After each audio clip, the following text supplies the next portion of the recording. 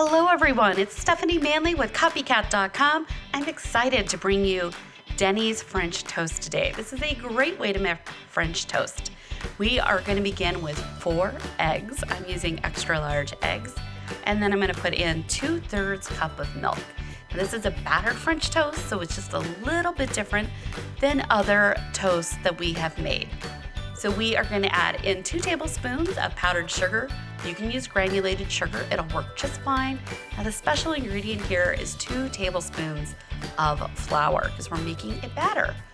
And then we're going to add in a pinch of salt, that's 1/4 teaspoon of salt, and about 1 teaspoon of vanilla. We're going to grab a whisk. If you don't have a whisk, a fork works great too. And you're going to whisk this together. And you want to spend a couple of moments really trying to incorporate the flour and break down the eggs. So we are going to do a little twist on this recipe. We're going to treat this egg batter like it was a custard. And I have a reason why we're going to do this. We're actually going to take this mixture and we are going to strain it through a sieve.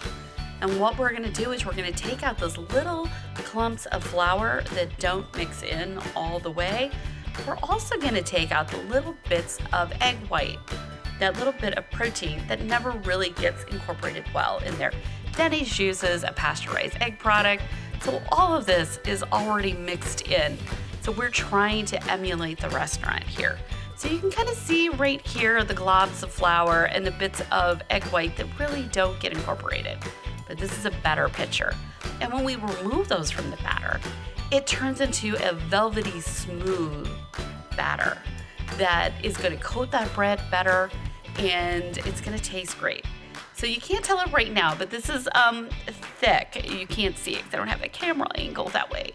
But it's so much thicker than what it is without the flour. The flour is incorporated, so it's great. So we're going to go ahead and cook this up. Now I'm using my electric griddle right here at 350 degrees. If you don't have an electric griddle, you know what? A skillet works great. Now, I do have a preference for cast iron skillets if you have one of those on hand, because I think it helps everything brown better. Now, I'm just using regular plain old sandwich bread. Now, if you get to the grocery store early, perhaps you can grab those 2 loaves of Texas toast that they actually put out for customers, but I wasn't lucky this day, so we're using regular sandwich bread. You know what? You could also use leftover French bread, leftover Italian bread, leftover challah, raisin toast, whatever you like. You could just be creative right there. So we're going to cook this again on medium-high heat. If you're on a stovetop, that's probably, 6 to 7. If your scale is listed 1 through 10, we're going to cook this for a couple of minutes on each side, and it's going to turn nice and brown. And look at that, it looks fantastic. And it smells really good right now. It smells like vanilla custard.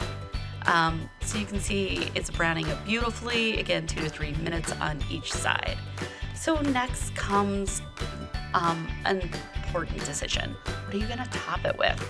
So a lot of people like butter on their French toast. Some people like cinnamon sugar, powdered sugar, or maple syrup. You can add whatever you like. After all, it's your French toast. So I am going to try mine with a bit of maple syrup. And I can actually tell you what this tastes like. I've made so much of this lately. The edges are a little bit crisp and wonderful, and it's like custard surrounded by bread. I hope you enjoyed this recipe. Leave me a comment down below of what you'd like to see next. Thanks for watching.